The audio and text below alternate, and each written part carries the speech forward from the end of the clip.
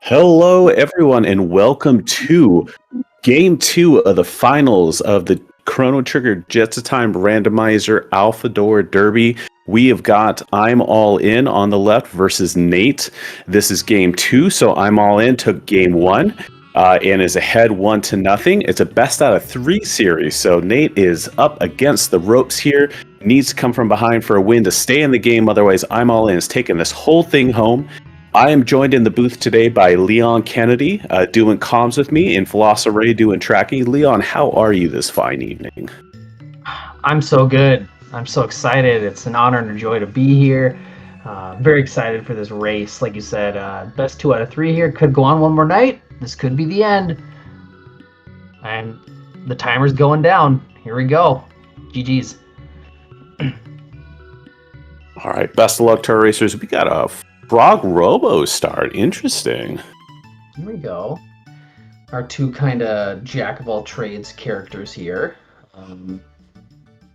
Yeah, certainly have our healing all wrapped up in a pretty little bow. These are kind of our 2 healers, Moral being the third one. Arguably the best, but these 2 have got AoE, which is really phenomenal. Yep, and for, we've got some viewers here, everyone coming in from all different places. Some people in our community at all times, and really active. Some of them might be brand new. So this is the randomizer Jets of Time for Chrono Trigger. You start with random characters. We'll find a couple more as the game goes on. And the flag sets for this is we have things like, boss randomizer. These key items get thrown around, but we're also on hard mode. And this is this thing for just the top 8 of the tournament here. Some of the items are a little more expensive. You start with less money. And yeah, it's generally just a little bit harder. Yeah, as you would expect from finals, we kind of kicked into this harder flag set going into the top 8, carried all the way through. So the racers are fairly familiar with it at this point. But as you're seeing, both of our racers doing a little bit of shopping. Nate actually is skewing and going for the very early grind before doing the shopping run. Mm-hmm. Yeah, we might see a little bit more shopping than what we might traditionally see, say, in like a standard race. Just because money is a little more tight and because things cost more, it's really important to know, like, where am I going to find my ethers? Do I need some mid-tonics or heals or things like that? So we might see a little extra, unless they find what they need, Seeing our first text here, we got Frog Squash and Heal Beam. So there's the AoE healing off of Robo. Frog Squash, kind of nice, but maybe early game not as great. It is based off your HP total, so really only starts taking off and shining kind of later game once you actually have a pool to pull from for that damage. Yeah, we're also seeing them pick up the shelters here in this little forest. Again, with the hard items and the money, shelters are 1,200 gold, and so that's like more than 10% of your entire starting money. So you can come back in your sort of like grind. You can re-pick up shelters here, so they're free. So that might be something to grab a couple of. We'll have to see. All right, and our second techs are going to be Leap Slash and Laser Spin. Leap Slash, really nice. I will say Frog kind of gets a little bit of a nerf in this harder flag set because we do have harder gear settings on, and he's a little more gear dependent. That said, at least with key item distribution, with the Moss Immune, if you're familiar with the vanilla game, he kind of gets compelled to get better swords as opposed to, say, Chrono, where it's strictly gear. But that does bring him down a little bit and may drag his attack power. So Leap Slash, really nice. Laser Spin's an AoE shadow damage attack, and anything AoE early is just chef's kiss. Yeah, that's good. And yeah, one other thing that sometimes it's one of the flags people just do for fun, but for the top 8 of this tournament, in addition, it's also gear rando, which we didn't do for the first part. And that can mean a lot of things. That can change specific buffs or debuffs on sword, on weapons, on helmets, and on accessories, and on armor. So that could be make it less strong. It could be take away something it normally has, or it could add on some crazy thing like a prism specs ability or a haste ability or something. So a lot of randomness coming around here. Yeah, and a lot of fun. Nate showing us our first key item from the key item check at the Carpenters, getting the gate key, which is just phenomenal. That's going to open up prehistoric in 12,000 BC. That's 2 more key item checks, and most importantly for this flag set, magic is locked. So magic using characters like Chrono, Frog in our party here, they will learn their first 3 randomized techniques. You don't know what they're going to get when. Witness, Leap Slash, and Frog Squash, right? But to keep going past their first 3, they have to unlock magic, which is where magic normally falls. And you need the gate key for that. They've got it in hand, so that is not going to be a slog for them, or they're not going to get stuck with, say, only 3 techs for half the seed. Mm-hmm. Yeah, and I saw that Nate also checked there in the snail shop. I think all IMLN's about to do too. It's the clone. So again, it's really good to check, see what it is, but it costs almost 10,000, so they know it's there, and that's a real big one because it's a go mode item. So not surprised, neither of them are going to pick it up right now, but they know it's there. And like Nate, immediately, I'm going to get some magic right away. It makes every tech point important. Well, on the other hand, Nate or IMLN over here checking who could be in the burrow. Yeah, one of our character checks gated behind 2 key items, so a little bit later, but seeing an Ayla, blessing the curse, she's there, but she's one of the best characters in the game, arguably, of course. So you kind of wish she was in a more readily available spot, but hey, at least if you're going to pull both of the sword pieces that unlocks that, you're probably going to make a beeline there because of how useful she is. Yeah, for sure. Yeah, and it's always interesting with a later game character pickup.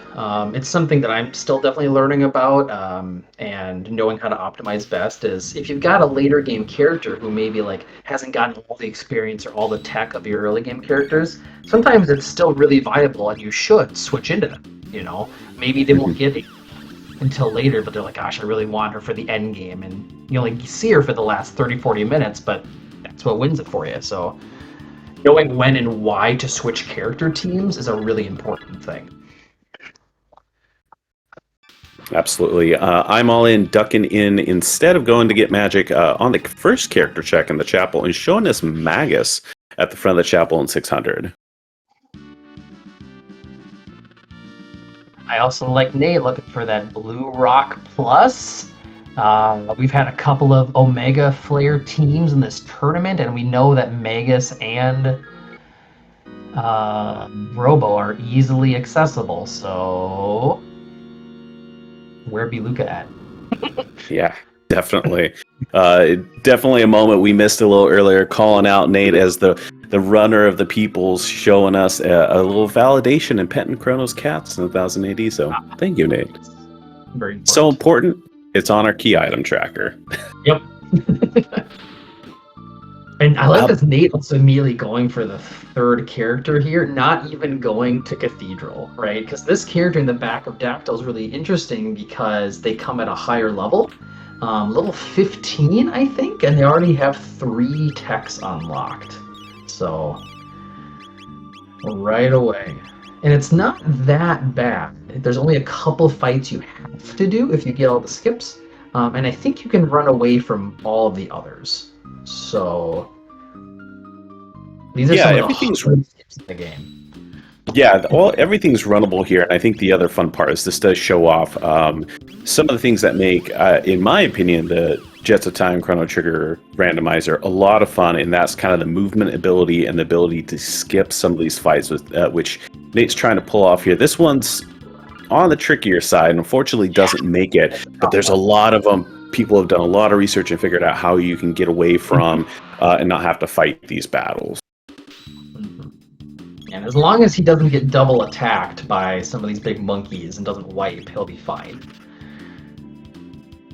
Yeah, it can be a little tenuous this early, but one of the fun things is that when you are on the wait setting and you go into your menu, if you're still holding the run command, it's still actually kind of built up in the background. So as soon as you come out of your menu, it automatically lets you run. And so not quite a glitch, but a fun little fact that you can abuse there.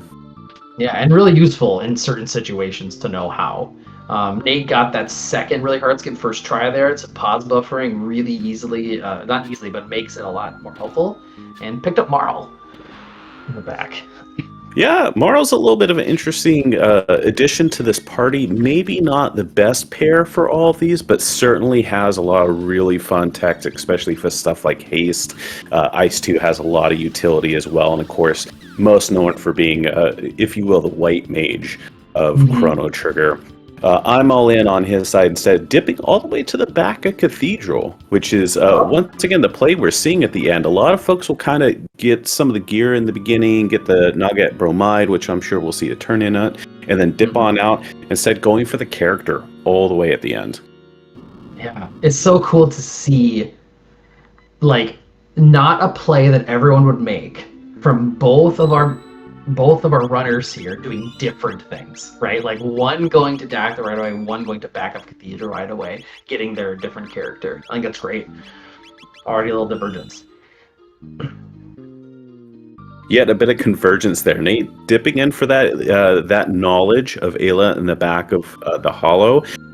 Did set up the reset though, so didn't have to walk back out. Didn't care for the gear, and is now into Chapel himself. So about to pick up Magus, or at least introduce them to the party, and then we'll see if Nate's going to go all the way to the back as well.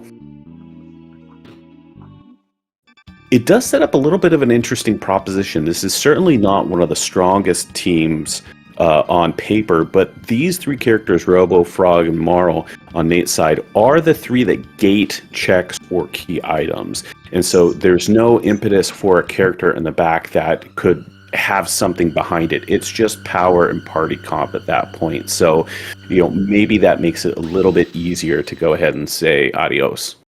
Yeah, Nate knowing that and having all three might make him less likely to go in the back, because now he sees Magus.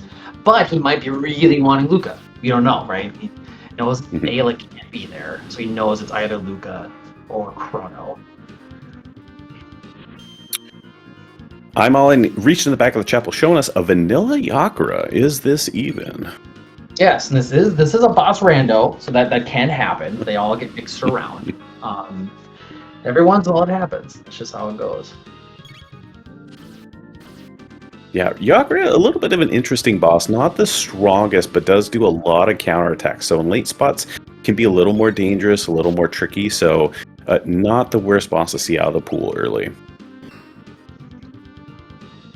Also, I maybe someone else caught better than me what some of the other techs that Marl or Magus had right off the bat here. I did see Tonics doing a little bit more than normal, about 76 for HP. Haven't seen what Ethers did yet.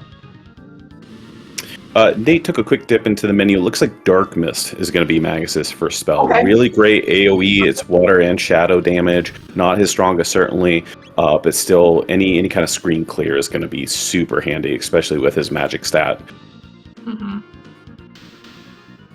Yeah, Laser Spin will take you through the early game here, especially through Cathedral, just fine. But we're going to want something a little bit more soon. And down goes that Yakura, and I'm all inside. Got to get through a little bit of dialogue and cutscenes, and we'll see what the character is out of that. I did notice I'm all in, because they didn't make any dips into prehistoric or do as much grinding. Took one or two fights in Cathedral, not too many, whereas we're seeing Nate beeline it here. So going to be interesting to see if Nate closes a bit of a gap in that respect. Yeah, something that was a really significant difference in game one of this matchup was Nate did a decent amount of grinding in certain spots. And especially, I think on hard mode, it becomes a little bit more important how and when you do that. So at some point, we'll see if that's necessary, where they do that, if it's back to, Reptite layer, or if it's in the desert, where they're going to do that, if at all. And chests can also be a bigger thing. Again, because it's hard mode, because it's gear rando, items don't drop as well from enemies. So sometimes chests can be a bigger deal too. I'm all in, showing us it is in fact Luca there at the back of Chapel. That is a phenomenal pickup. Pairs so with the rest of the team, but interesting enough, not an immediate addition, putting her on the bench for the time being. It might just be waiting until the next, moment of fights starts up before they switch. But that is cool. That is Team Omega Flare and Nate know where the rock is because they went for it right away. Not that Team Omega Fair is the be-all, end-all, but boy, is it a fun team to run. Absolutely. Well, I think I'm All In is actually going to show off a real interesting aspect of that gate key magic unlock, and that is with your starting characters that don't have any of their techs yet. As we said, it after 3, it does unlock your 4th and allows you to progress through your tech tree. But if you don't have any yet, it will unlock those first 3. So by taking Luca to end of time here, it will go ahead and give her first 3 techs, and you won't have to get through any fights to learn those. So actually, maybe a little bit of a benefit of the ladder check here. Smart play. Yeah. We're switching over right now to Luca, I assume. Yep, there we go. On Nate's side, getting to the back of Chapel as well, just getting into that Yocker fight. Yeah. And it seems, I would guess, would probably be doing a similar thing. Would be going to get Luca and then going to end of time again. Yeah, I would imagine so too. And of note too, Nate did decide to go ahead and bench Frog, so does have the Robo, Marl, and Magus party going right now. Oh yeah, there you go. I see that. Did our eagle-eyed chat notice for me that the blue rock has a sunshades on it? Wow. That is a really great ability. So yeah, you touched on that earlier, that Gear Rando does some really interesting things, and with those rocks, it has the ability to give some real fun benefits like sunshades, which really can increase damage quite well. Yeah, 25% ain't nothing to sneeze at, especially when you're doing big numbers. That's going to be hard for me to have someone argue not to make it, that team. Yeah, it's in your pocket. You have the blue rock. It gives you sunshade. Like I think we're going to see some dual Omega flares by the end of this. I sure hope so. It'll be fun. I mean, the seed's just kind of telling you something, I think. And we just got to find a Robo Ribbon and we're good to go. Yeah. I'm all in, surprisingly, after End of Time, coming back 2080 and dipping right on into Hecarim. You've got Magic Party completely here, so no surprise at all there. It is so fun. Like, this whole tournament has been a blast. Like, just watching everyone been playing. It is always so fun to watch really, really good players. You know, like Nate and Evelyn. We got a lot of really good players in our community, but it's so smooth. Right? Like, there's no wasted movement here. There's no wasted menu time here. They know exactly where they're going, optimal on almost everything, and they're both killing it right now. Nate getting the news on that Luca. We're going to see how quickly she makes her way into the party, but nonetheless picking her up. Yeah, sure enough, Marl getting benched right away, and both teams now rocking Team Omega Flare in actively. Yeah, IMLN might not probably go back to Dactyl's Nest at all now. So, it seemed like such a good idea for Nate at the time. And obviously we have no idea how the full extent of this run is going to play out, but it feels like it might have been a little waste, quote unquote. Maybe not, though. You know, hard to say. But I'm guessing N won't go back there.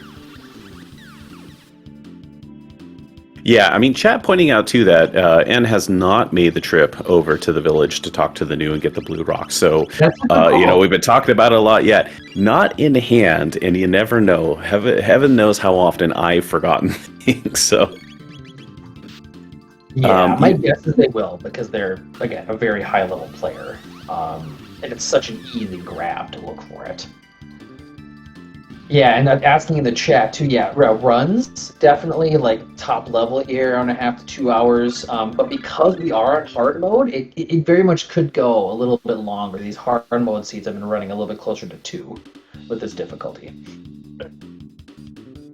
So Nate, taking a look at the bridge check in 600 AD. Very nice thing about the bridge check, you get to see the key item before you go through any of the fights. It showed us the chrono trigger is there. Immediately reset out of it, but that does give us the knowledge that the clone is in snail stop.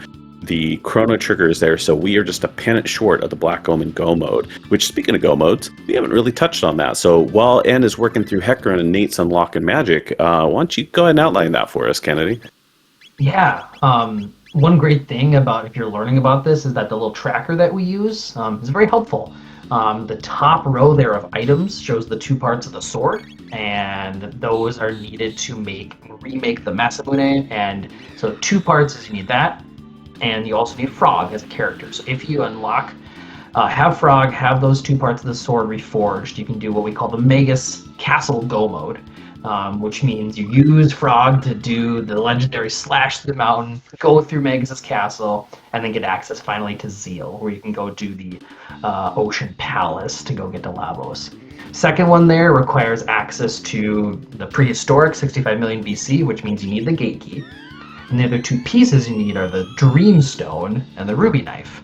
Those help you get through Tyranno Lair, and then also back to the Ocean Palace and Zeal, respectively. So that one similar to the final dungeon there with Ocean Palace to fight Lavos.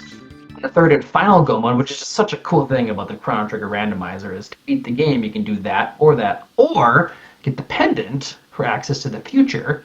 And you need the clone and the Chrono Trigger, which are the next two little icons there. And you need both of those to do Death Peak. And then you do Death Peak, which awakens the final dungeon, the Black Omen. And because we're using this, it's one of the flags in our randomizer, but almost everyone uses it traditionally to have Zeal 2 be the final boss. So instead of having to go all the way through the Black Omen and then go to Lavos, Zeal 2 becomes the final boss instead. So those are our three go modes. Yeah, very interesting about this randomizer because it allows for some very interesting potential for routing choices and differences in routing. I'm all in getting to the back of Hecarim Cave, showing us Giga Gaia at the back, which can be a little troublesome. That's a lot of magic damage, AoE on the whole party. Thankfully, we got a great party to go up against it. Nate, in the meantime, dipping into Hecarim after unlocking magic and end of time.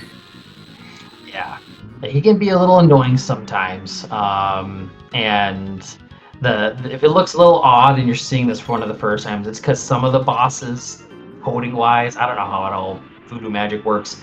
It's background, versus like sprite art. So this is the part that moves. But yeah, it's not a super high level HP spot for Hecarim.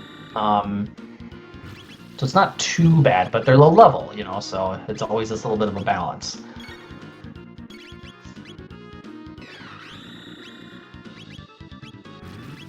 Oh goodness, chat's pointing out something really, really interesting that I had not put together, and that is that... Oh, oops, never mind. We are just one tech shy of what we need for Omega Flare. We've been talking a lot about it, and that is, the triple tech you need. Robo, Luca, and Magus all together. It's going to take all of their turns, and you do need the rock ability. But right. Once you have that set up, it is arguably one of the best attacks, the strongest attacks. AoE, just absolutely devastating. And so we are really close to it almost from the get-go.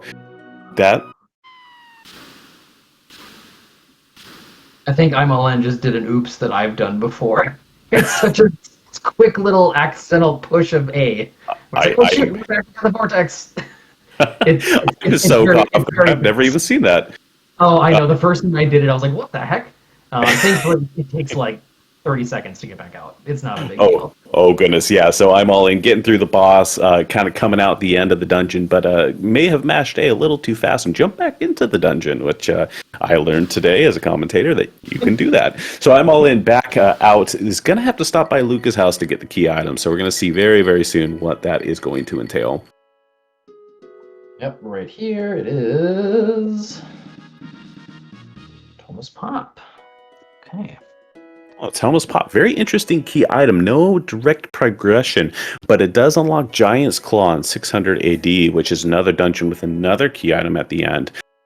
So, no direct value, but still at least is a way towards value, potentially, rather than a dead end. Mm-hmm. And we have our second Ket Pat, so everything is right with the world now. Unless you're Fitz. We don't know yet.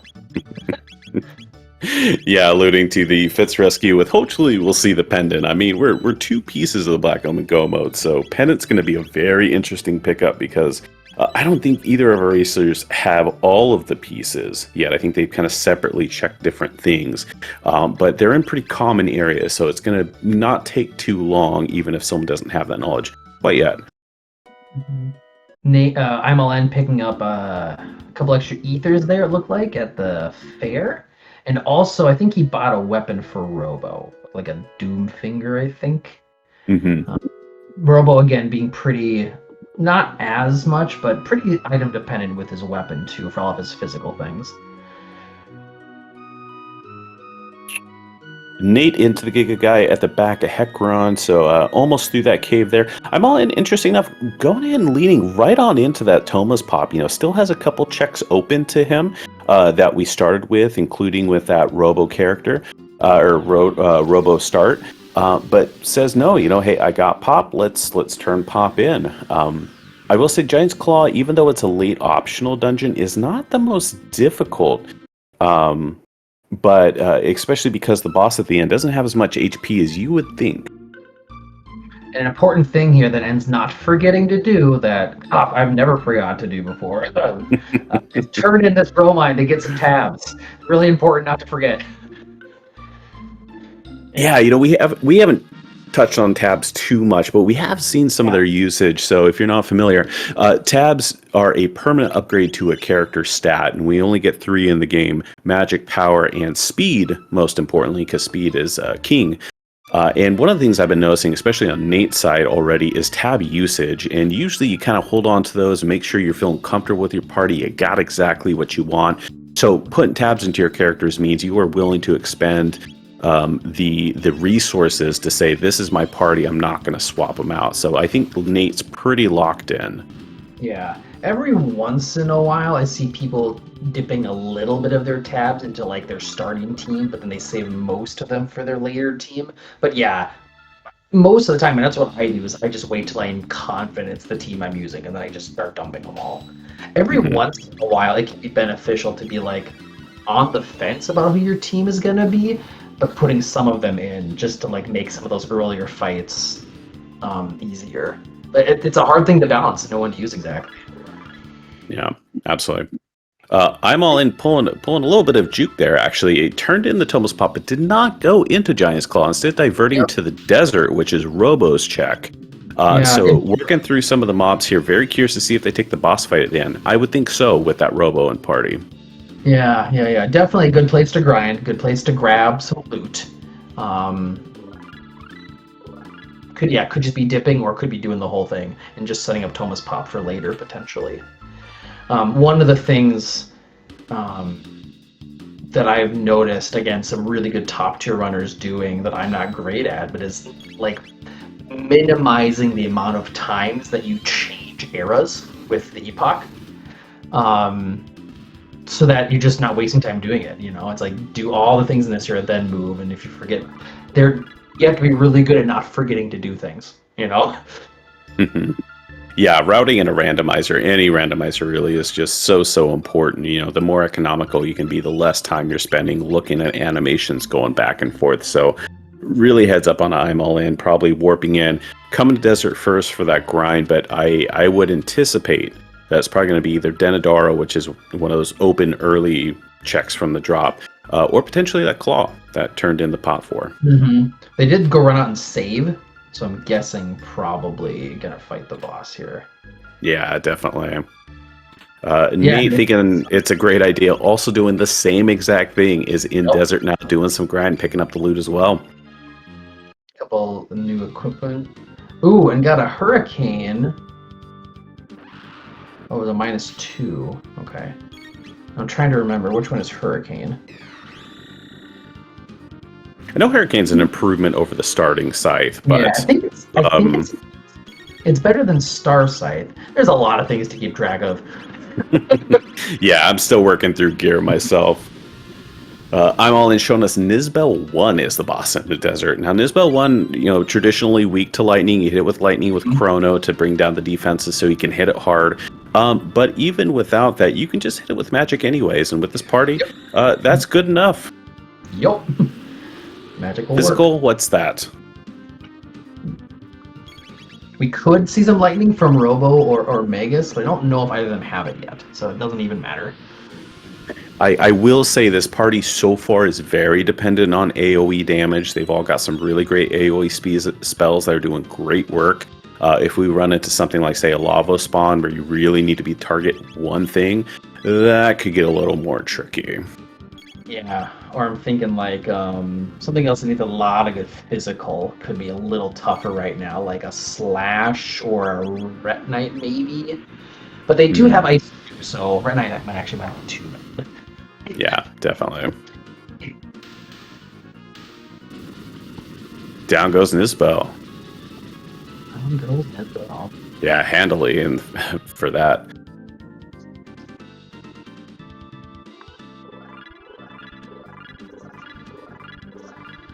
Now, while I'm all in is finishing up this turn, I think one of the other thing we talked about gear rando, we didn't talk so much about healing item rando, which is also a flag that is on where your healing items, your ethers, your tonics, everything like that, you know, we all know 50, 100, 200, 10 MP, yada yada.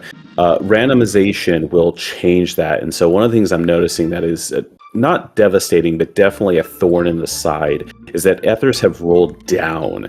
And so instead of 10 MP, they're only giving 7, which when you've got some of your ultimate spells that are 20, thus 2 ethers, now you're going to need 3 of them to get back to there if you're, say, at 0 MP. So that's kind of a pain in the butt to have to deal with for the rest of the seed, especially with the Magic Party.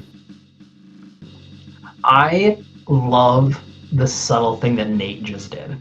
Nate was re-equipping before this fight and was looking at a couple of things like Robo and Luca have the Blue Rock Plus and the amulet, but he put a sight scope on Magus.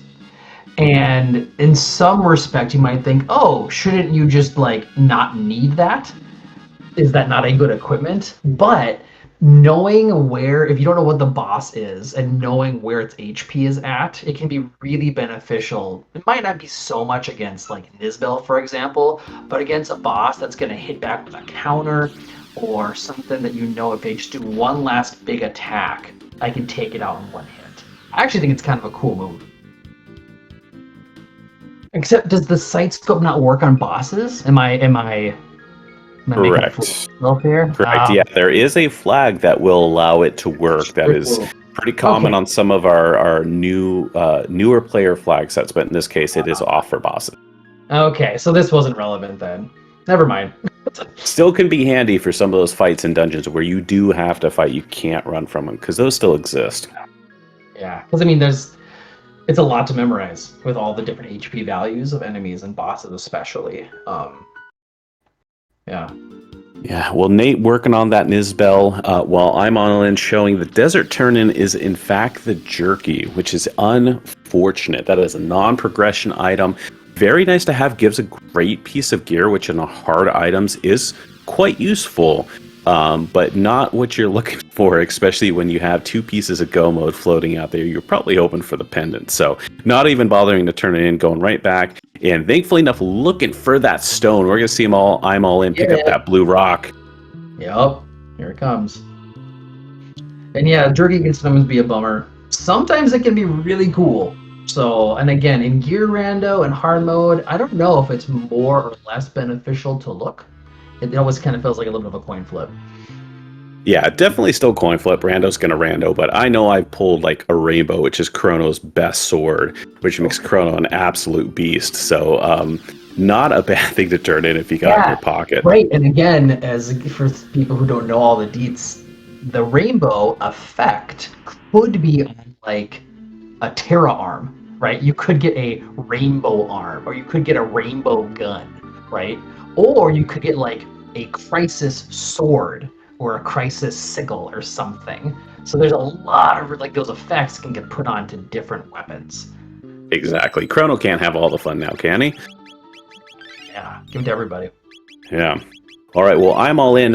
Went and picked up that rock, but did not go to Reptite Lair, the dungeon with a key item in 65,000, 65 million. Instead, turned around and went to 12,000. Is looking to go up Mount Woe. Very interesting play here. Reptite, an easier dungeon to get through, but Woe has a lot of value. Really fantastic loot, great grind potential, especially with a party that's still kind of in that grind phase. So I'm liking this play from Mile in while Nate has finished up with Nizbel and is going to go ahead and get that jerky any second now. Yeah, because the seed's still pretty open. There's still a good handful of places and dungeons they can run and look for things. So I'm not surprised to see Nate and N going for things like Woe or Genodome, because they are a little bit harder sometimes and longer, but the payoff is often really worth it. Not always, but it's always worth it in obviously text and experience. So yeah, I mean, certainly something like Denadaro that's still open to us, Giant's Claw, those would be much easier dungeon, but you're going to get a 2-for-1 deal here with all that great loot and experience. Yeah, Nate's checking it. We'll see if he gets something cool from the jerky, and hopefully it's not like, hopefully it's not like a Chrono Sword or something that he's not going to use.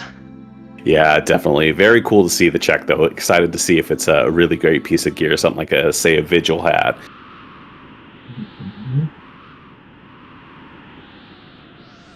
Ooh, a Haste Helm +2. That is a heads up play by Nate. Yes. Haste always good. I don't care what RPG it's in. Haste is so clutch, and not having to spend the time to cast it or have the Marl in your party, much less. Now someone's going to be lightning fast from the get-go. Yes. But I agree. Like, ever since I started playing RPGs when I was like a wee little lad, Haste has been my favorite ability of any game ever. Oh, and Nate continuing the wonderful run, gonna show us Denadaro. So here's, we've been seeing our runners do a lot of the same checks, certainly kind of converged here for a bit, but here's our first true divergence with I'm all in, up on Woe, taking some fights, getting some loot, but Nate going for, the easier dungeon, the quicker dungeon, faster to route through and skip some of these fights with movement tech. So very curious to see how this pans out for both our runners. Mm-hmm. Yeah, and I'm always going to be interested in watching, especially N, because Nate probably won't be going out of his way for chests here unless he goes down the waterfall. But with Woe, it's a very do I fight the rebels? Do I go out of my way for extra chests? Do I go out of my way for extra experience? Or do I just bum rush it to the end? There's a lot of decisions to make here, because there's a lot of skips you can do here in Woe still too, or a lot of things you can just run from. Oh, I saw a Vigil hat.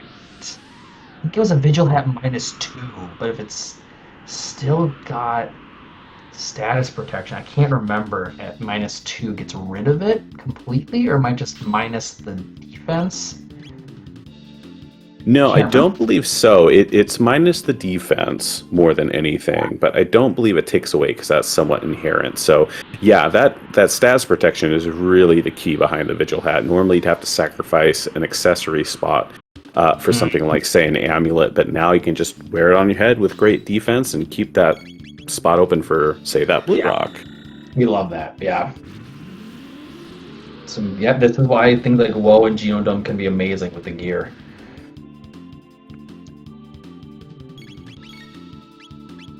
Yep, and now I think Imelin is at the point here where you can't do any more skips on Woe. I think the rest of these are fights you either have to do or run from. But the other thing about Woe is that and Denadaro, I think they both have a speed tab. Denadaro for sure has a speed tab. Woe's got, what is it? What's that last tab you pick up at the end of Woe right before the boss? Magic tab or speed? I can't remember. I can't remember myself either, unfortunately. But then Nate picking that up, so I know Nate likes to and has recently been routing a little bit to pick up extra speed tabs. There's one extra one in the city in the Kingdom of Zeal and in Hassa that's a little bit out of the way. And sometimes it's going up Denadaro is such a long one. It's no, but there's a speed tab. And it's going a little bit out of your way to do that extra new fight. And in Hassa, it's but you get a speed tab. It's real good. Yeah, thank you for chat pointing out that it is in fact a magic tab, not a speed tab up here on Yes, Woe. that's what it is. Yeah, thank you.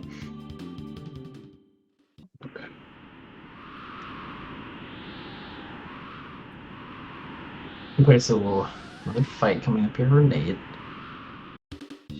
And Imelen just a couple fights away from their boss fight as well here. So after they do the Little Massa and Moon fight, we might be getting dueling bosses here again on different different screens. Yeah, Nate reaching the top of Denadaro, taking on the precursor fight, the Masa Immune fight. Usually you're looking to take one of these bosses down with about 1,000 HP to prevent any of these kind of counterattacks. Unfortunately, that dark matter that Magus picked up, just not quite enough. Doing a little over 900, but one little punch and that's going to get through the precursor. And we're going to see the dual boss up here on Denadaro.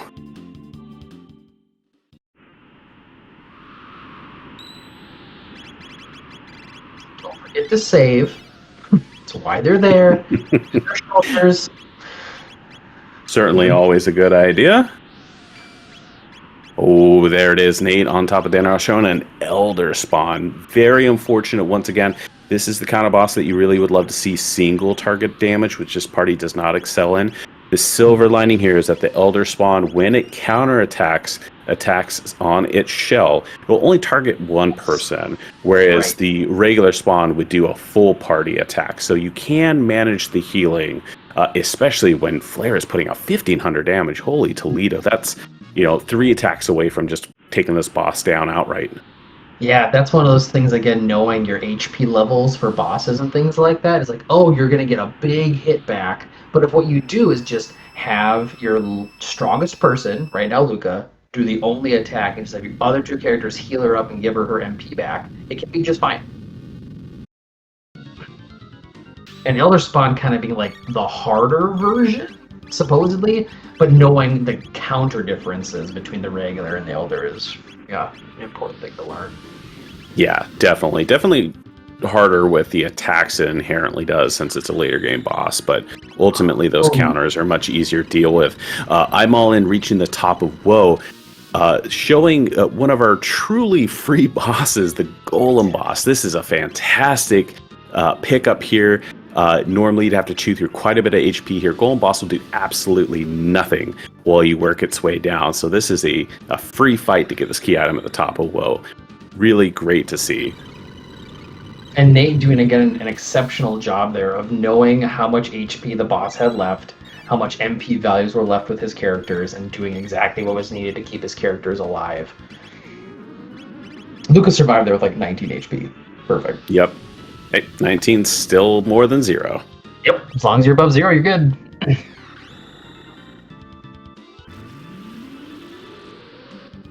And this probably won't take too long for IMLN. I think he's still got the damage output here. Technically, you can still win the fight against Golem Boss if you just let him die and run. But you don't get the experience or the tech points. Someone correct me if I'm wrong on that. Which he's getting close. Oh, he did it. He did it. He's fine. So that's 4,000 experience and 80 tech points, right? So that's significant. You want to get those. Definitely. That's going to be a substantial amount of levels. That's going to make any other dungeon done so much easier. Nate at the top of the end showing us the Prism Shard, which is a very interesting pickup for Nate. You do need the Marl to be able to turn that in and do the cutscene and fight to get through that. But Nate does have the Marl from the top of Dactyl Nest. So in fact, going ahead and turning in that Rainbow Shell in 600 in Guardia, probably going to go to 1,000 and go ahead and do that check right away. Kind of lean into like, hey, I've got the key item, I've got the character, let's get it done. Yeah, and then I'm only getting the Moonstone over here, I think is what I saw off of Woe. So not useful right now. A little bit of a longer fetched questy type item. So that might not feel great. But again, got that experience, got that tech. Hard to tell if that felt like a waste of time or not, because I really don't think it was, because he got that Vigil Helm and the experience, so. Yeah, no, absolutely. Not a disappointment at all. That Magus just swung for nearly 500 damage on a basic physical activity as Imalin hits up Denadaro themselves. Doesn't have the Marl, so this won't be immediately useful as a Prism Shard, but nonetheless is going to be interesting to see where they go next after that. Oh, that was a tough, just barely didn't get into that fight there and running up the stairs. Yeah, Nate going ahead, and one of the nice things about the Prism Shard is you can peek it if you go down to the basement first rather than do the fight to actually get the item, so you can find out whether it's actually worth your time before committing to the full check. Pendant. Oh, Okay, that seems very important. that's very interesting. Like I said, I know Nate has checked the bridge and knows it's the chrono trigger. I think on the Oh, other side, I would assume Nate has checked snail stop, but it would have been early in the seed. I'm not I recalling did. 43 minutes in here. I'm pretty sure I saw him do it. I wrote it down just to make sure. So that is go mode. Like Nate should know to then go do Zenny Bridge, go buy the clone from the snail shop, and get this clone. Like that, he knows where the 3 pieces of the go mode are.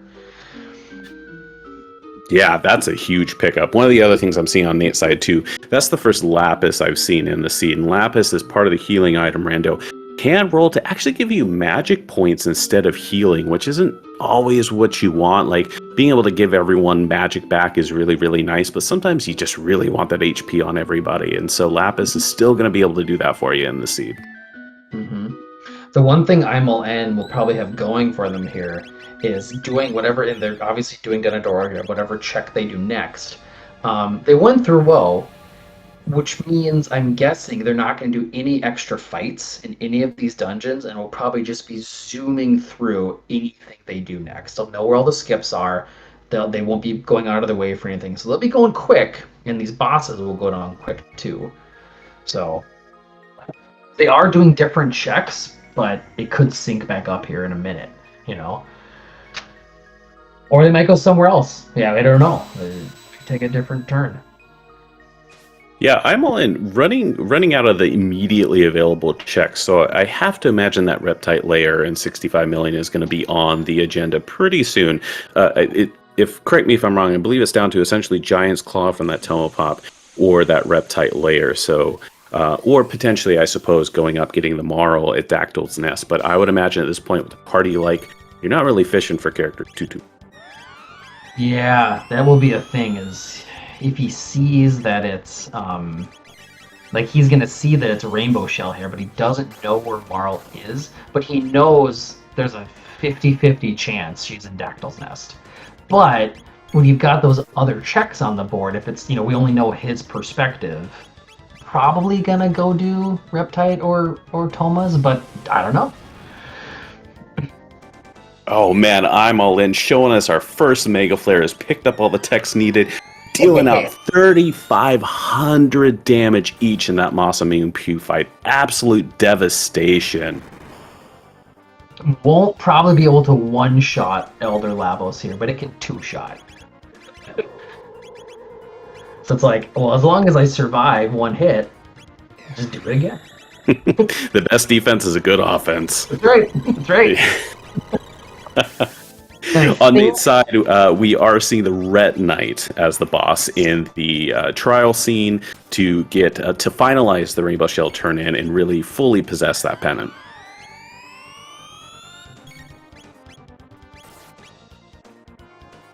Yeah, there we go. Pretty quick fight. Yeah, nearly single hit, just barely off the mark. Again, I don't know what N's gonna do next. I just really want him to go turn in that jerky because that haste was so tasty. But yeah, no, I will say is in the right era for it. We've been talking about kind of economizing your era changes. Yeah. Is in 600. That's where you turn into jerky. Wouldn't be too surprised to see that.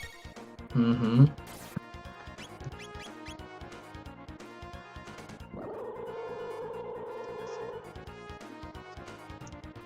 Yeah, and we know, like, we're almost sure we know that Nate's going to be going to do Bridge next. The question is, what else is Nate going to do before they go up Death Peak?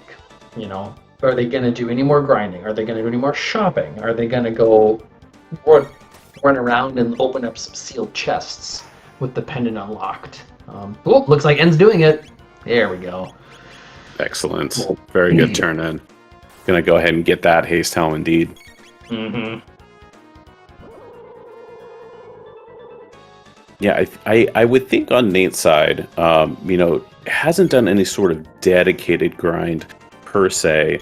Not something like WoW, just kind of like the desert, which is a somewhat introductory grind. So I think there's still a lot of potential there. But the other thing that's really nice about the Black Omen is, while it doesn't have the quote-unquote dedicated grind spot that Ocean Palace does in our other 2 Go modes, it does have A lot of really great fights and a lot of really great experience and a few bosses you have to get through that will kind of naturally get you there without really having to commit extra time.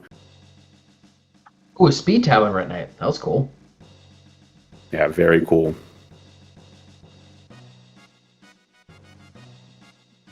I'm all in. Going into Giant's Claw, once again, staying within the era. That's kind of the last check that's open here in 600. So already here, let's go ahead and just complete it out and potentially never make a flight back here. Yeah.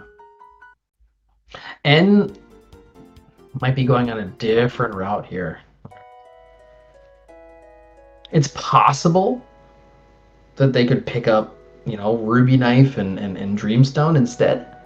Possible they could pick up pieces of the swords here instead. The chances of one of them being here, and one of those 4 other items being here in Toma's, or Giant's Claw, I should say, are pretty high, just by the numbers.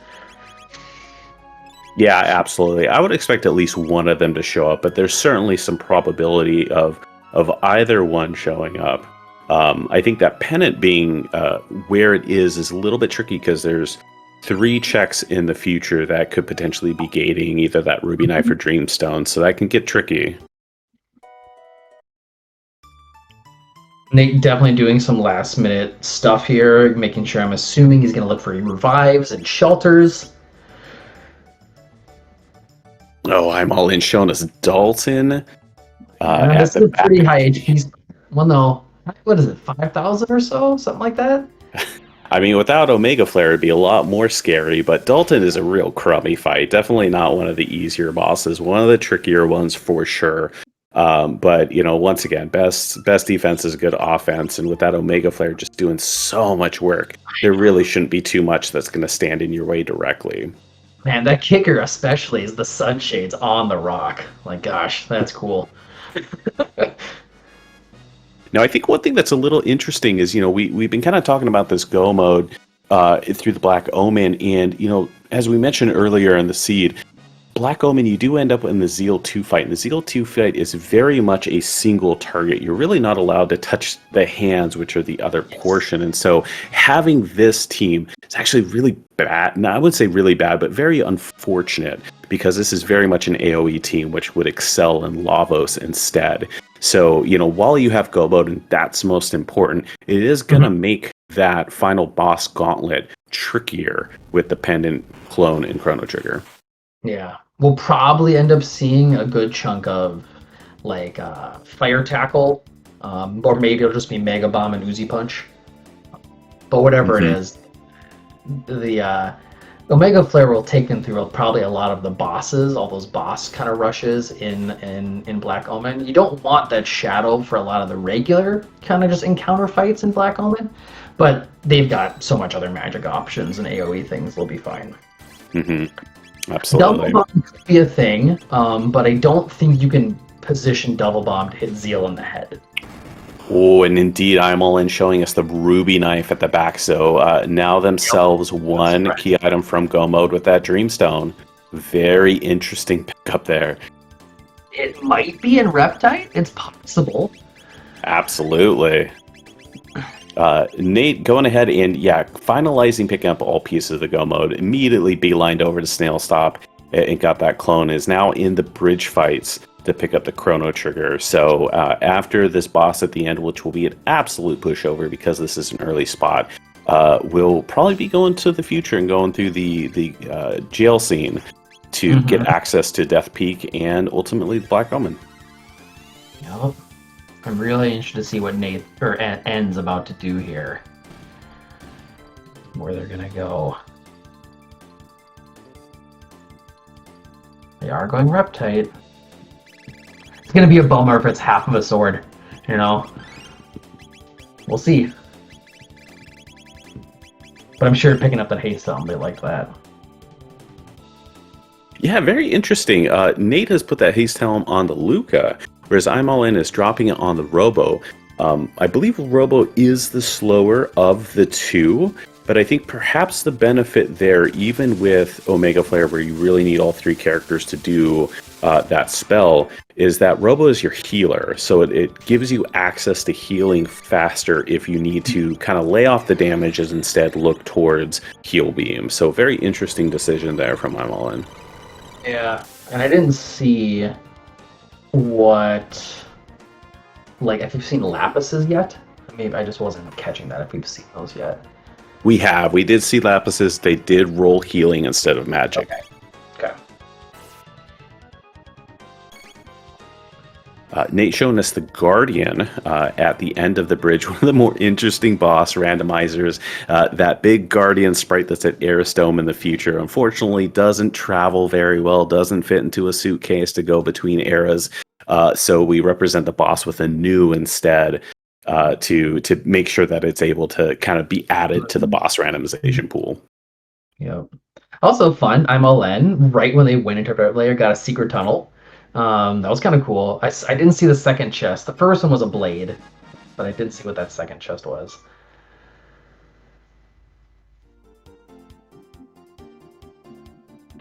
I think I'm all in. Might have accident. Yeah, I think they didn't intentionally meant to do this fight, but real quick, all screen kill.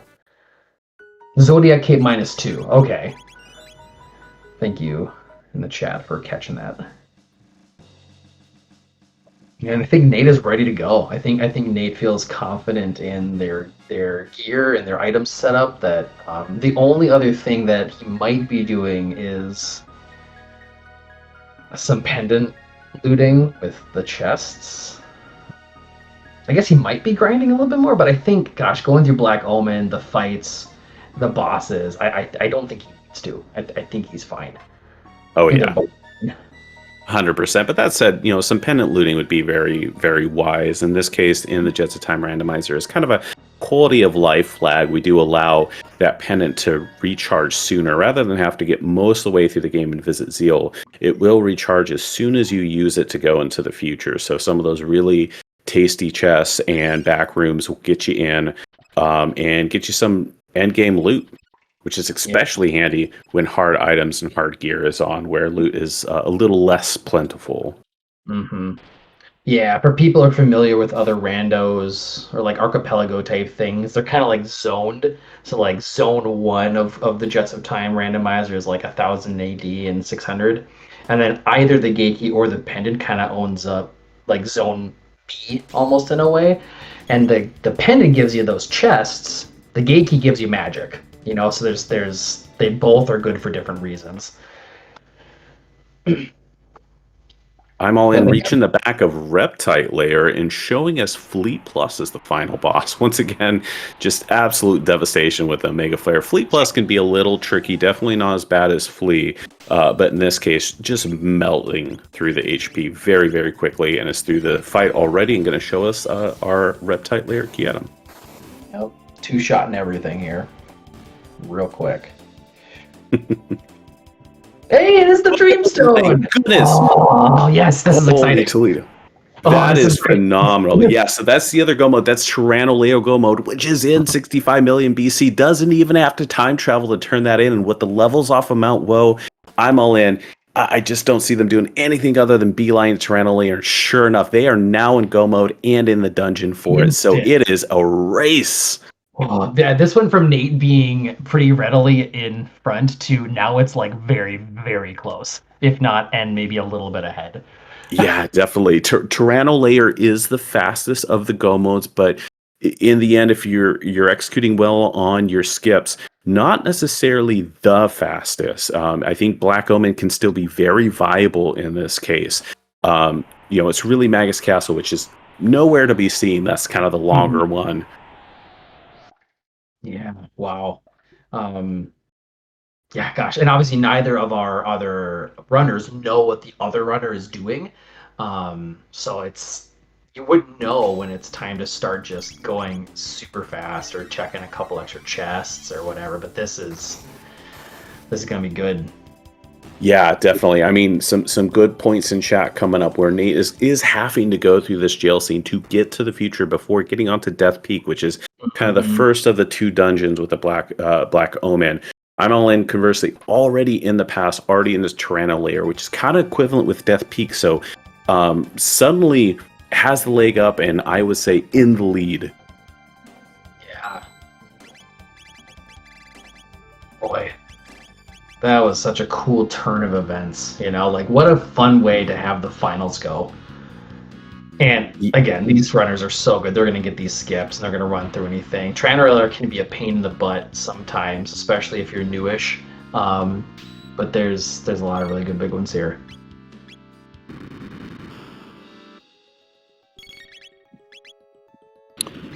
Question in chat to you: who won the first race? It was N. So if N wins this second match, it is the end of the tournament. Yeah, and would take it all if this does indeed prove to be the leg up. But gosh, that is nothing against either of these runners in terms of like skill at this moment. They're both executing so well. It's just a little bit of the doing rando things and just choices that the players have made, you know? Yeah, certainly a case where neither one of these runners would be in the final if they haven't shown extreme prowess to get here, you know. I think the other thing that's really worth mentioning here is that both of our runners in go mode before 1 hour. You know, often with these flags, you would see post-hour go modes a lot more frequently. So, really amazing to see such fast go modes on both sides and different go modes at that. Yeah, so funny how we were talking like a half hour ago, like, oh yeah, like normal seeds, hour and a half, 2 hours, but hard mode's more like 2. This is looking like they're going to be done in an hour and a half. Like, this is what we get from our top 2 runners of this tournament, right? Mm-hmm. Absolutely. On hard mode, nonetheless. And I mean, hard mode, it's the mixed up, you know, item healing and gear rando and hard items, like all these extra things getting thrown in. Mm-hmm. I'm all in at the midpoint, showing the original lava spawn in the Tranolayer mid spot. So kind of nice to have a pool and know that it is not going to be in the Ocean Palace. In this case, it is an easier spot to deal with. So that Omega Flare, even though you're taking full party counters, nothing to be scared of. All right, and I really want Nate to just get this last check here and then go straight to Death Peak. I don't want him to look around anymore, but again, he doesn't know.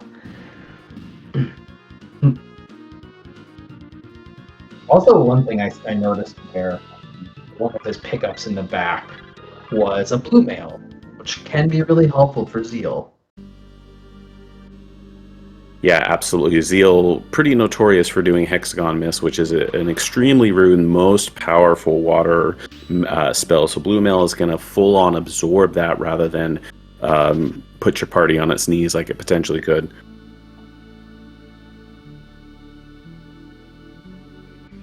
MLN is losing a little bit of time here, just with a couple of these really hard skips in Tyrannus, but basically just running from a lot of them or going through them really, really fast.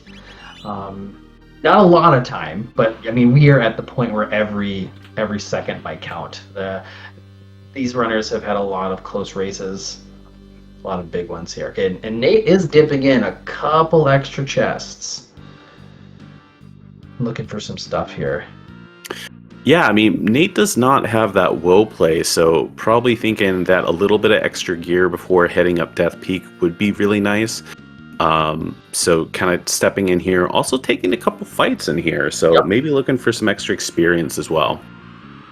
Yeah, I know Fowen is a fan of this Lab 32 grind. It's 2,000 experience points, right? Like, it's nothing to sneeze at. All right, I'm all into the Black Tyranno fight at the end of the Tyranno layer. Just have to chew through this before access to Zeal opens up.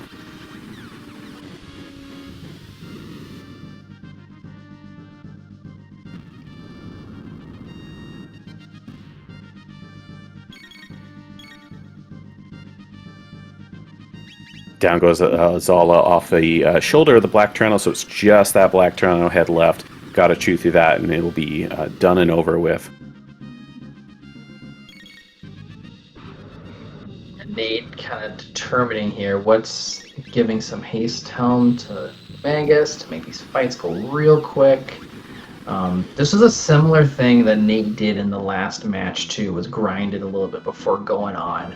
And that's, I mean, part of that is like, sometimes to get to these fights, you know, like, Tyranno can be a real pain if you don't have the damage output, but like obviously I'm on is fine with Omega Flare. But every once in a while it feels real bad to get towards a fight and just like wipe or have to do it again, and you want to not ever have that happen. So it's a decision, right? It's hard to know if it's the right or wrong decision to grind and take the time to do so.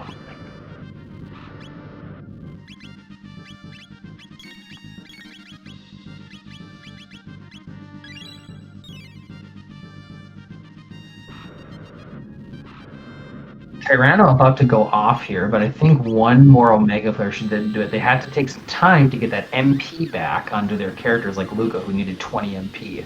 Hoping this just takes Tyranno down, though. Yeah, right in time. Look at that. Yeah, absolutely. Tyranno can be really sketchy if it does get to the end of its account. Does a very powerful elemental move that is randomized, so you cannot really anticipate it. You don't know exactly what's going to come, so getting it down before that count is very, very important. In this case, I'm all in done, and going to be on their way to Zeal very, very quickly. I wonder if another thing too Nate is thinking about, because I've thought about this before in some race settings, of like some of it's what level am I at, but some of it also sometimes is what time am I at. Like if I know I'm at an hour or an hour and a 10 or 50 minutes or whatever, it's like on average this is when I get to this go mode, or this is like where I think my opponent is. Like, do I think I have time? You know, if you get a really early go mode, it's like, okay, I'm probably ahead of my opponent.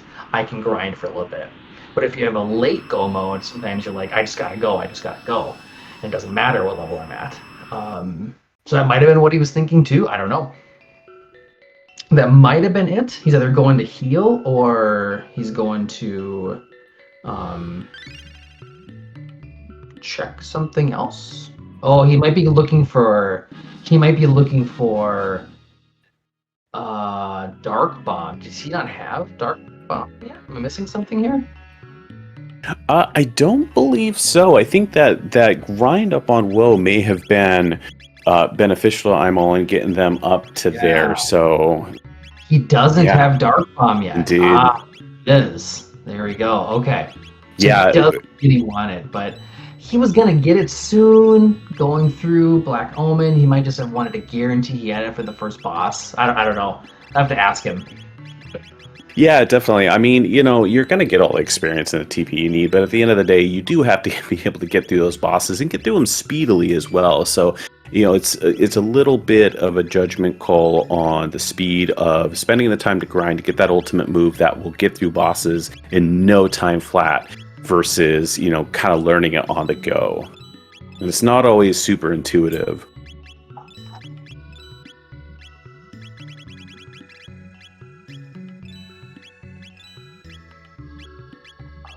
I'm all in showing off the wonderful shopping available in Zeal, including the fact that the new here does sell different items from both sides of the counter, but most importantly, selling mega elixirs, which is extremely valuable. Those can be very, very elusive with hard items. So to have them show up in a shop, not surprised to be selling the farm there, to be able to go ahead and pick up a couple of those and make the upcoming fights much more comfortable.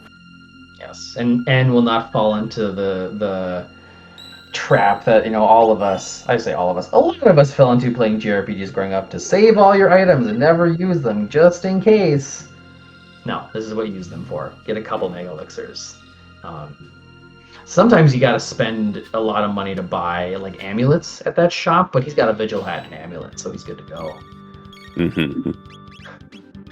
Seeing the R series up here at the top of Zeal. Got to fight this to get into the Ocean Palace. This is arguably one of the free fights. It can be a little tricky in some spots, but it does take all the HP available and splits it up into 4. And that makes it so much more easier, especially when you have really great screen clears like that. But very funny, it looked like that single R series was taking a nap on the throne when you barged in.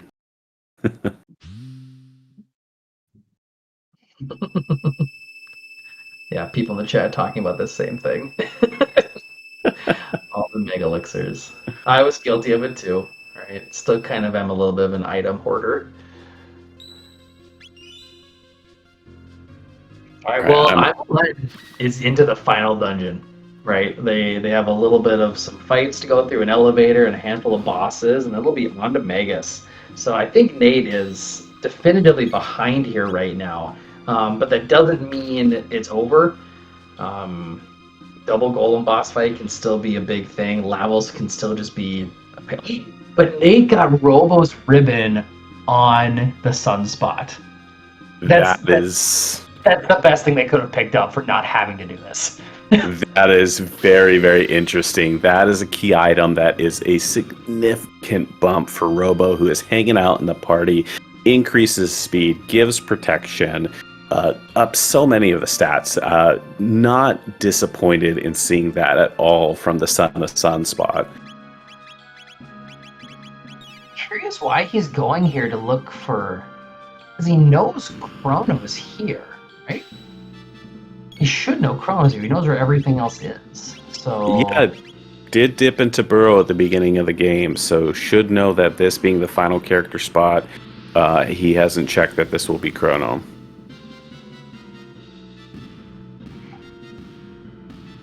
Is there something Chrono has? Chrono does have a bandana, right? Is that right? For speed? Is that right? Or is he just picking up N? He named it N. Maybe he's just doing it for like... That might be why. He's saving N. Yeah, need to pick up the titular hero after all. That's okay. Like if you're spending 30 seconds to pick up N just for fun, I like that. I like that. Definitely. Or someone said the mid-ethers. That's he mentioned in chat. That's a good point. If he's gonna go back to the fair or to 1080, he could get the mid-ethers. That's true. That is a very, very valid point. Did save Fritz during the prison scene, which is fantastic. Fritz will ultimately give you 10 mid-ethers, and with those ethers rolling low and only providing 7 MP, that is a guarantee of being able to get 20 MP in one heal to get your flare back up. That's a really good point. I love that actually. It takes 30 seconds to just go pick them up, and then you'll get those because you have to change time zones anyway after you do peak. Absolutely. Yeah, love that. Yeah. Did we see what ethers give? I missed what mid ethers are at. I missed what they are at too, but even with the low roll, it'll still give you enough to get to 20 for Omega Flare from Luca. Yeah. I'm all in.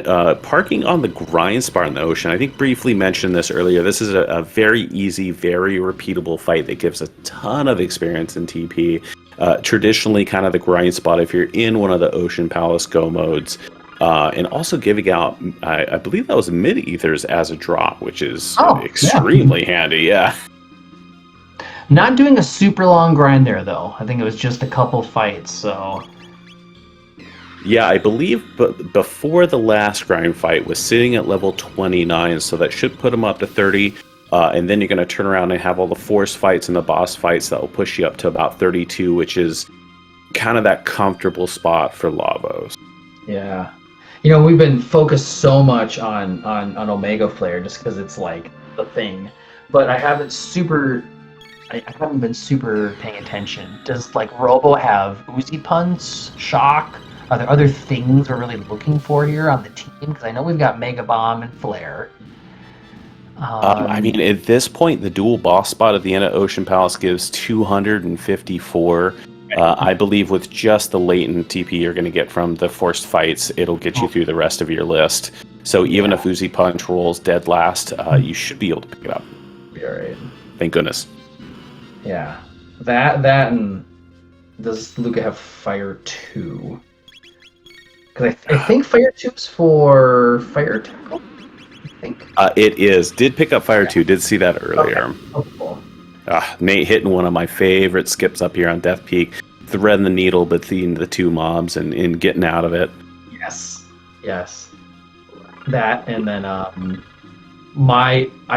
don't know if it's my favorite skip. I think it is. I think my favorite skip is not even a skip. It's the one where you have to thread the needle through the two-headed snake dudes in the Black Omen. There's a chest that you can grab, and then you can just run right behind them and zipper through them. You know what I'm talking about? Yeah, definitely. That one is that one's very 50-50 for me, and one of the trickier ones. I mean, it's very interesting because the late game dungeons, not only the boss fights and the attacks that you're going to have to get through, also the skips get that much harder compared to some of the Yeah. early game dungeons. Yeah, sometimes you practice a lot of those skips or know a lot of the skips from the early game, all the early open couple of dungeons, but then it's like, oh yeah, there's also skips in the Black Omen that are important to know about. Or in here in Death Peak. Absolutely. I'm all in parking on the elevator here, getting through the required fights to make the ride down to the core of the Ocean Palace. Nate taking the save on Death Peak. Having a little bit of a Spider-Man meme moment here, picking up North Cape Magus fight. Good note, this is not the Magus fight in Magus Castle, Yes. but when you fight him with Frog, to actually pick him up as a character, so slightly different than what you may remember. And N also on the elevator here, coming up on one of the most infamous fights, not in the boss fight, just a fight. That traditionally you want like giant AoE physical damage or something, or non-elemental, which he doesn't have right now. So he's gonna have to fight all these different colored Cyclops dudes. It's probably not gonna be too hard, but he's not just gonna be able to Omega Flare them. Magus using Black Hole is gonna be his best option, probably. Yeah, definitely. Black Hole, one of Magus's few non-elemental options there, will chew through them. Robo probably able to do some punching, and then of course there still are 2 fire weakness ones for that Aluga. I know if he's in the center. This is one of those other kind of like niche things about Chrono Trigger. A lot of the fights you see the enemies on screen and you can run from them and just not hit them. Others are invisible and there's triggers, but there's positional fights, right? And it doesn't happen a lot, but it happens sometimes. And these positional fights of knowing where like Magus is positioned or Robo is positioned. Imolen knows that he can sit here and put Magus on the right side of the screen to optimally hit 4 of those flying dudes instead of like 3 or 2 or something. Yeah, some of those spells may be AoE, but they are centered on the character sprite. So not full screen, but in this case, sometimes actually a benefit for that. Yeah. So yeah, he did that perfectly, which is not surprising. Nate Omega flared and Forget It got through Death Peak and it is revealing the Black Omen. So a brief flight, probably to 1,000. Pick up those mid-ethers, maybe a couple other healing items before dipping into his final dungeon. And the last skip for Imolen coming up here, kind of a tricky one. But he knows what he's doing, getting around the backside of these flying scouter dudes. Yep. Got one of them. It's a hard one. Yeah, there's a pretty thin opening there where you kind of have to walk off to the side as they're trying to separate, and then you can dip out before they finish up. But in that case, kind of got caught on the terrain and had to got 1 out of 2. Now, what would be a hard thing to see here as double golem boss spot? Like Omega Flare makes a lot of things easy. What could there's a couple bosses that have death counter attacks, something like oh goodness, I'm forgetting the name, but Robo's counterpart, is it Prometheus?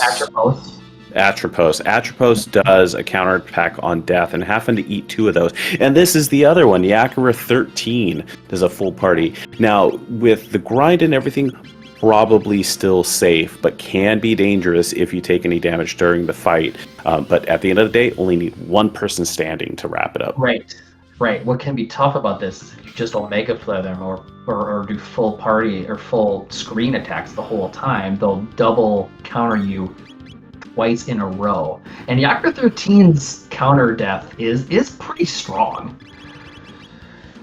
Yeah, and on top of that, first attack, it almost always can potentially cause chaos there. Thankfully, I'm going to guess Magus has that Vigil hat on, so has some protection, but if those hit, suddenly you're wasting time healing chaos rather than dishing the damage. Mm-hmm. Yeah, and not interesting, but just like to note is this double boss spot here can be anything related to what you've already seen. right? If you fought Yak with the 13 somewhere earlier, you could fight them again. Except for there's a certain couple of bosses that are like multi-part that I think can't fit here. And Luca did go down, so she's not going to get that experience. But she's that's okay. She's not going to be your damage dealer in this upcoming fight, anyways. Not directly, anyways. She's got the tech she needs, and she's good. Yeah, so that was like, and I'm assuming N is feeling very confident right now. Certainly. Thank you to chat for pointing out that unfortunately perhaps a little bit of commentator curse for me, because those mid ethers did also roll really low and are only giving 14 MP, which is just so unfortunate. Yeah, I mean, hey, we got Mega Elixirs. Those are all in.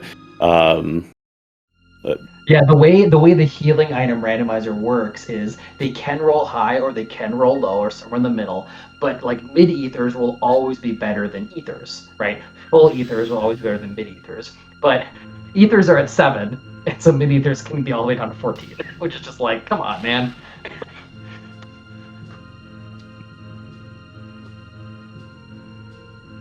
Full ethers for these panels for Nate, so. Oh, that's super handy. Some of those mid ethers may be a little less important, but still, the more MP, the merrier. All right, I'm all in at 119.56 into the final Lavos Gauntlet while Nate's working their way through that Black Omen. And Nate's showing off some of knowing a lot of the skips here again. Like, you can skip these blue eyeballs if you know when to wait. If you know when to... I missed that one. But, like, if you can go in and out of the screen for the eyeballs to close. Meanwhile, I think that one may be a required one right there. I think it's only the first 2 you can skip. I think that's right. The third one. Yeah. Yeah. But that, like, again, I didn't know about that until I started doing the randomizer. Same with this dude. It just depends on where his eyes are looking. You know, there's a handful of these in Black Omen where it's based on where the eyes are. Yeah, definitely. RNG still playing a role here. That despite, you know, your best movement tech, if you get an unfortunate look from an enemy, they're going to pull you in. And N here, you know, like, while good output, right? Still has to be careful. Rain from the heavens still does a lot of damage, and Luca's down. The other 2 are low. This is where a Mega Elixir could come and play, but it looks like Enna is just trying to be like, he's almost dead. I got him. Yeah, only about 10,000 to chew through here, and with Uzi Punch and Dark Matter still going to put out plenty good damage. Ooh, very spooky here. This is going to be the last hit for Robo with this Uzi Punch. One more. Ooh, maybe one more. He's got the haste on. He can get a couple more off. Ooh, oh! That might do this it. obstacle does damage, but not a lot. Oh, that was close. So unfortunate. You know, Lavos proving that it is indeed the final boss and will be rude. It doesn't care about your levels. You know, obviously the other thing too is in vanilla and a regular playthrough, you're going to be much higher level in a speed run. You know, you're trying to get just enough to push through, and that means that it's always going to be a bit more tenuous. Okay, hold on. Nate just found a rainbow gun, a speed tab, and a haste specs in these chests. Oh goodness! How about haste for 2/3 of your party? Wow! Like, I still think that ends ahead here by a decent chunk, but man, getting that was so much stuff. And then turn around and see Vigil hats in the shop too. So once again, you can equip all that stuff and still get the defense or the status protection. Wow. Yeah, and going back to the Lavos fight here with N is just like, good thing he saved ahead of time, right? Like, don't forget. And this fight was tough. But maybe it's just that decision point of like, is my offense good enough? Do I just keep attacking, or could N have used a Mega Elixir? You know, and like. Yeah. No. It's certainly sometimes she's kind of leaning the damage. It's like, hey, I'm going to put it out, but you know, once again, it's a bit of RNG, and you get some unfortunate high rolls, and that could push you over. Yeah, this race is not done. They're both very, very good racers, and N could have a similar thing could happen on Lavos 3, for example, where they're real close to beating that right bit, but they just get one extra hit through or something, and they have to restart. So it ain't over till it's over, that's for sure. ZL2 is a little bit more scripted in the sense that we're pretty sure we know how it's going to go. She has a halfway point. We know what the attacks are going to be. So it might be a little easier, quote unquote, to do that. And he's got a blue mail, I think maybe another blue vest for absorbing that hexagon mist if he even needs it. There's a lot to go still.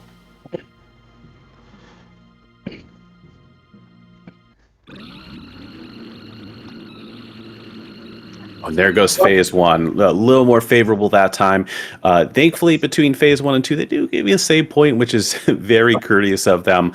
So going to take a save, take a heal in onto the final 2 fights of the seed. I'm all in, still maintaining this commanding lead while Nate is continuing to work through the Black Omen. Haste Helm on Robo, Vigil Hat, put the Green Dream on Ayla. BlackRock went on Magus. Or Luke, I believe. Or Luca, sorry. Yeah. He's going back to the amulet on him. Okay. Just mixing some stuff around there. Yep, final little resets on equipment. Okay. Yeah, just a bit over 125 heading into the final fight. Mm-hmm.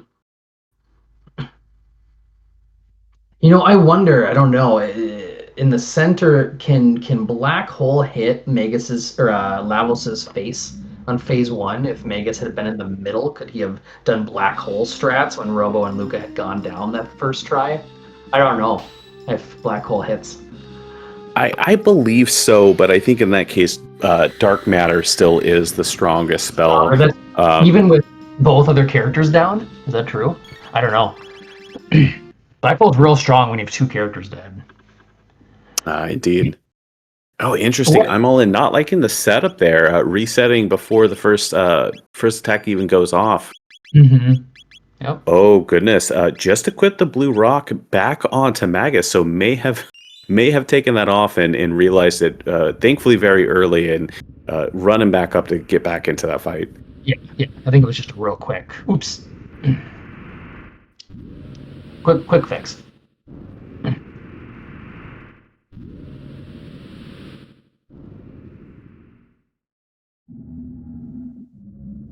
The ominous, just like growling from Lavos. It's so like primal, you know. Really sets the mood. Mm-hmm. Couple of little quick skips here from Nate in these last couple of screens.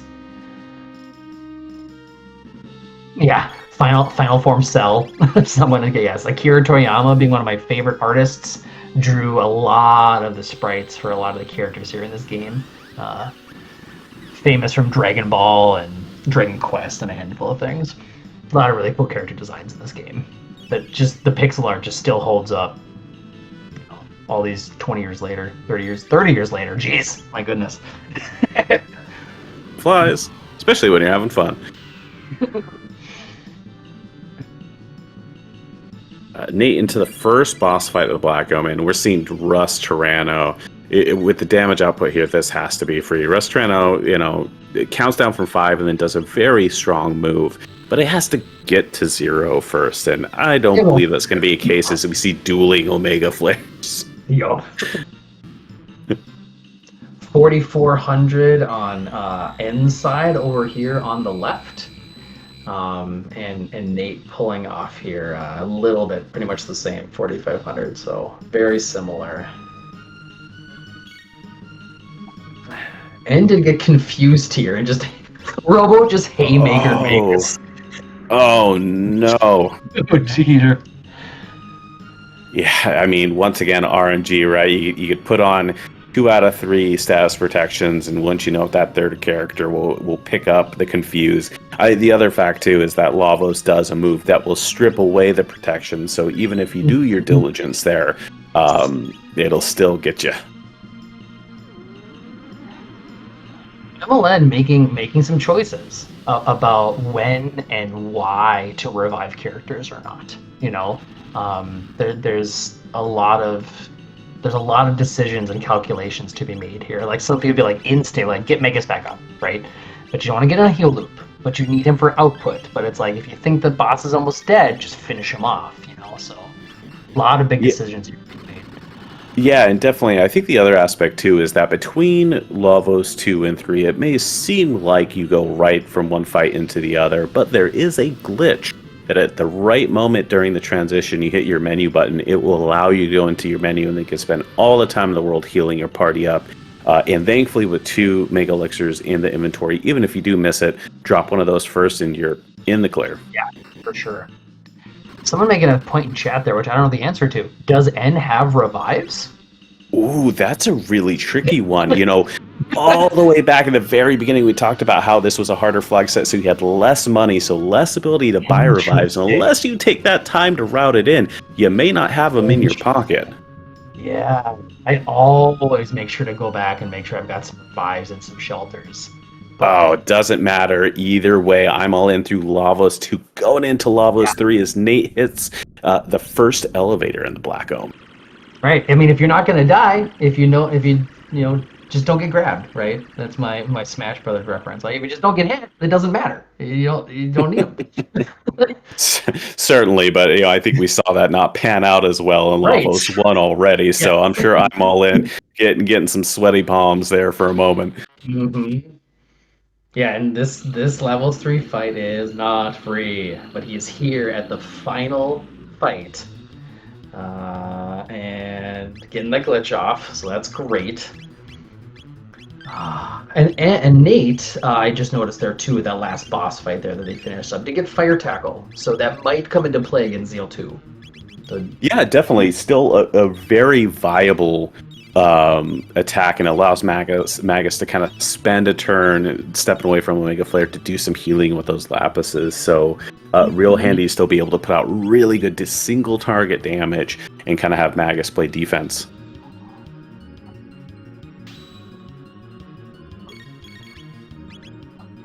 Yep, and Nate just going through a last couple little fights here.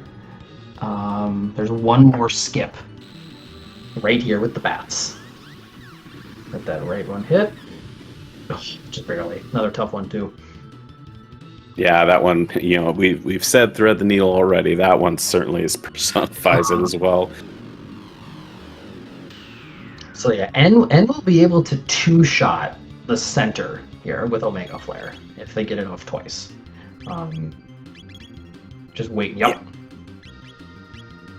Yeah, and that center bit is the dangerous one. It's gonna do all of the damage, can deal out status effects. Oh goodness, double confuse there.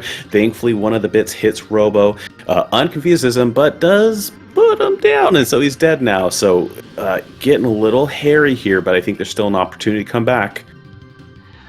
I thought I saw that he had it there. He had Omega Flare up in the menu, and I don't know if he chose not to or unclicked on it or something, but it looked like he was waiting for all 3 characters to get their ATB full up, and I thought he had it, and then...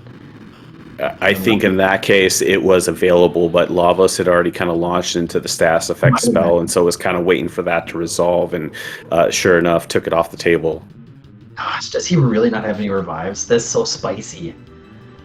But it does bring in that black hole strats for Magus, and that's... Yeah, that's very true. You may recall that right bit is the bit that is truly the final boss that you got to whittle down, and Black Hole is going to be able to hit it with Magus on the far right side. Yup. So it could work. It definitely could. Yeah, especially with some Mega Elixirs in the inventory, allows you to recover real quickly. Sometimes people slow speed down for this Lavos fight or a couple others. Like, it's obviously speedrun want to go fast, speed up fast, but like menuing can add these little tiny time frames for the enemies to go between you switching menu things. So sometimes you make that a little slower. Yeah. Nate I into the love- second boss spot in Black Omen showing us Mega Mutant.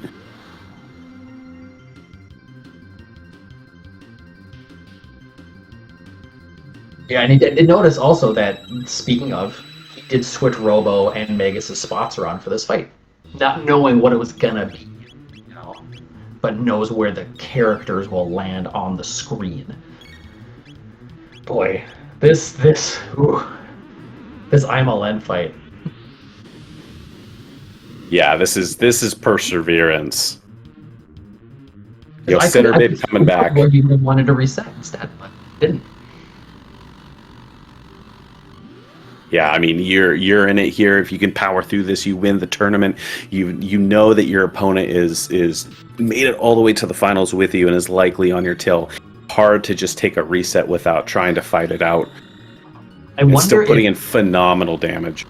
yeah, I want to ask N afterwards because I'm wondering if knowing that he's up a game, if he's playing riskier, you know, like on purpose, like making riskier plays like that of not picking up revives or just letting this fight go and hoping he'll be fine. And then maybe if it goes to another game, if he'd play differently, I'd like to ask. You know, I think the other benefit is that while leaning into the black hole stress, the black hole still hits that center bit. So even when the center bit comes back and you have to commit to taking it down so you don't take damage, it still is going to hit it. And wow, that black hole is doing a ton of damage at nearly 3,000 roll with Robo down. So, you know, hey, silver lining, you may not be able to do Mega Flare, but you're still doing plenty of damage. Mm-hmm. I haven't. Oh, that's it. Oh, there it is. That's time. That's the tournament. That's the game. Yeah, I'm all in it with a time of 134.59, taking down Lavos 3 and winning the Alpha Door Wow. 2-0 in the finals. GG to I'm all in. What a fantastic race. We were so busy talking about all the other things, I was not counting damage on the right there at all. I can't do that when I'm paying attention. I'm all in is in the booth with his GG's on the win. I'm all in, not only tonight, but for the tournament itself. Jeez, thanks. I can't believe I made it. Yeah, I've got to ask that those Lavos fights were just being so rude. And when Robo went down in phase 3, how sweaty did those palms get? You know, I don't think I'm going to be going to sleep anytime soon tonight. So, Yeah, and at what point did you actively choose not to get revives, or just realize you didn't have them? I just realized I didn't have them, and I had to decide: do I want to back out, or do I just want to go for it? So, I think I realized it in the double boss fight, or no, I think it was Lavos 1 that I had to reset out of because I said, okay, I got no revives. And so I went back into it and got through it, and I was trying to figure out, okay, what do I go get revives or do I just gamble? And so I put the green dream on Luca and said, you know, let's put as many prayers into this run as we can, because I don't know if Nate's going to be right behind me or what. Well, as you can see, you got different go modes, right? Like, there was a point where you guys were doing a lot of the same things. And the big difference, I think, was that Nate went immediately back to Dactyl's Nest. It was like before he even went to Cathedral and found Marl. And used that to go do King's Trial, which I think was the pendant, right? Right, and if you get the pendant, then you know that the clone is in the snail stop, and the trigger was on the bridge. So that's what at first I thought I was looking for the pendant, you know, in order to do that. But then as soon as I found, you know, the other piece of the Tyranno go mode, then I said, oh, I'm not in a Black Omen go mode. I'm actually in a Lavos go mode. So it even surprised me a little bit. You know, once I got that last check. Yeah, yeah. It was really fun to watch because we, as the audience, all saw what Nate saw, after knowing that he found the pendant on the trial and knowing where the pieces were. And then we were like, oh gosh, En's doing all the opposite checks, like isn't going for the same things, doesn't know where Marl is. And then you went to find the ruby knife and the dreamstone exactly in the right order to get into go mode at almost the same time. It was real cool.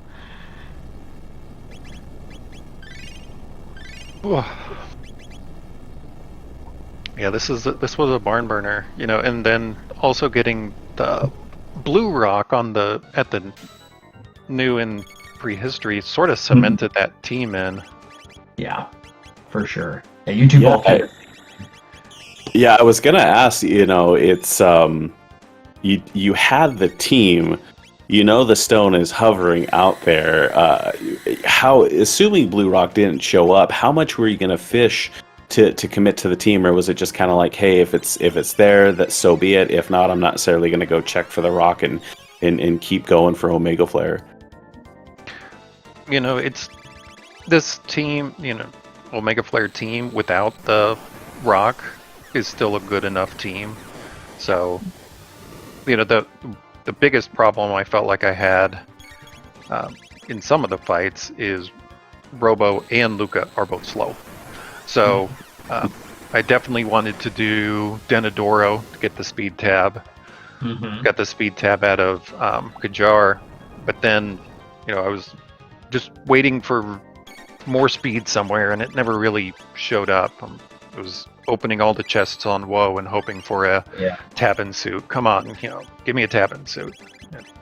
Couldn't find one. It was fun because Nate got the jerky first and found the haste helm +2, and then you didn't get it right away, I think, and then we were all like, "En, go look for the haste helm, go look for the haste helm," and then you did, so that was fun.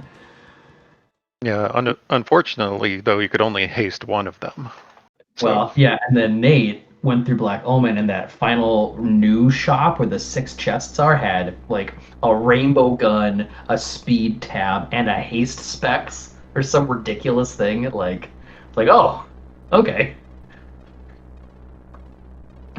Nate going in a final boss fight here. Deal 2. Can't Omega Flare the heck out of this one, but has a lot of other good ideas.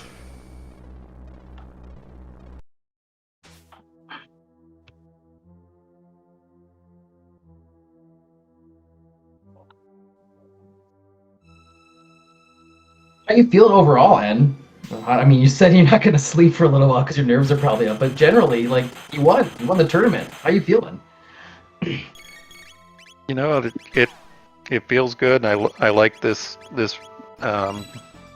community. I like this game, and you know,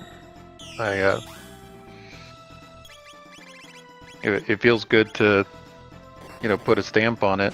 Last time in the last tournament, you know, went 2 out of 3 with Zelfer, and you know, he took it, and you know, I was just seeing if, you know, can get back there, and yeah, I mean, it's exciting. Yeah, I mean, GG's and congratulations for sure. You definitely deserve it. Like a lot of our top runners all do, because y'all done such a good job. And I was just commenting earlier on this run, like you and Nate did such a good job on all of your things. Like a lot of very, very, very well executed, you know, for both of you. Yeah, I know Nate's you know, he's a very good technical runner. You know, he's definitely got you know, the moves, the skips, and you know, understands when to grind, when to go, and you know, he's a formidable opponent. You know, we have a lot of good runners in this tournament, and you know, you just want to say thank you to everybody who put it on, and thank you to SpeedGaming for having us here, and thank you to you know, both of you for doing tracking and commentary throughout this whole thing. Yeah. Anybody who did tracking and commentary. Yeah. Shoutouts to the whole team.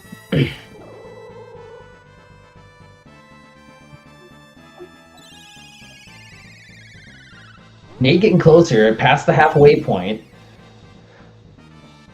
and defining for me and correcting my not remembering that. Oh yeah, double bomb does hit Zeal's face if you put Robo in the center, so that's perfect.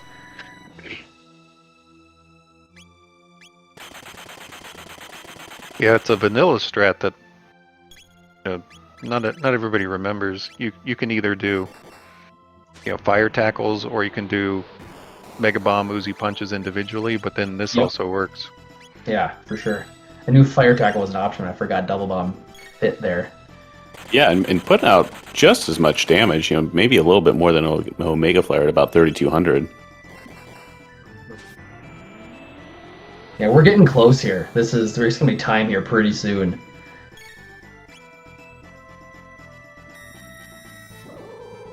I'm hoping Nate comes in for an interview as well.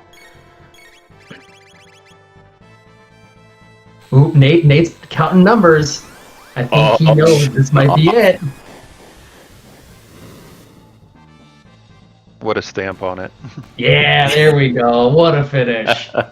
GG's to Nate. That was, I believe, about a 144.12 or so. Stopped the timer a little bit past the fade, but turned in a phenomenal time.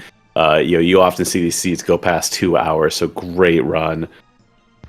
For those who don't know, if you do a full attack like that against Zeal 2, it can be a huge counter-attack pain. It can kill you.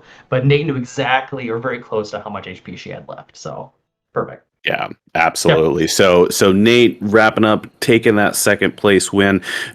Shout out to Lord Batsy, our third place finisher. Alphador Derby was a double elimination tournament, so Lord Batsy making it all the way to the end of the Earthbound bracket before Nate took that and moved up here. So shout out to our 1, 2, 3 place winners. Yes, and their names will get placed eventually here into the game as the bike champions that you can find in the back of Aristone. So they'll be immortalized for a while, which is pretty cool. And the Millennial Fair Racers. I kind of forgot that one exists. Is that right too? That they're thrown in there as well? Yeah, I think the racers are from the Millennial periodic async tournament. Thank you. Thank you. And then in the Legacy of Cyrus mode, the winner of the other tournament that we had earlier this year will be put there. Sweet. Yeah, and getting a shout out for one of our other events as we're waiting for Nate to come in here. We have the Gato Cup, which is currently taking signups in our Discord server, which Lord Batsy shared a little bit ago in chat. That is our beginner, new player-friendly flag set that also offers an opportunity to pair up with a mentor that knows the game and has played the game, help kind of teach you the ropes and teach you some of the nuances of the randomizer as you're learning the game. Yeah, it's a really cool thing. It's such a great way to A, get into the community, B, learn the game better. You get a specific mentor to help you learn about routing. So if you're I don't know what this is at all, but I'm interested, it's perfect. Join us. It's really, really cool. We're a fun place. If you kind of know what it is, but still aren't confident, join. That's still a good reason to join. And Nate, I think, what was in that, a while ago, right? So learned, got better, and now got second place in a big tournament, right? So it's anyone can do this, right? And we really hope a lot of people want to try to do the Gato Cup for, yeah, we'd love it.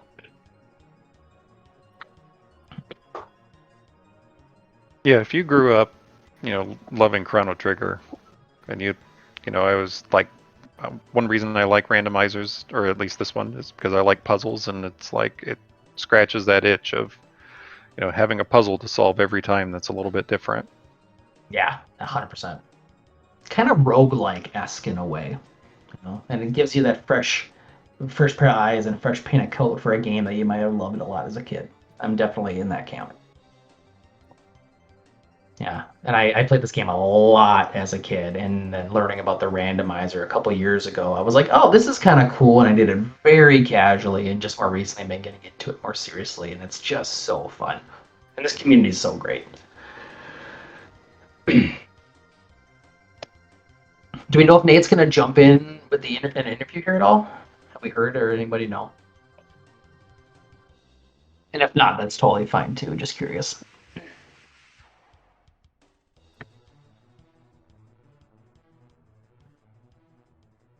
not sure. You might have to pull him in or tell him he can join in. Yeah, double checking right now just to be safe before we start peppering him with questions. And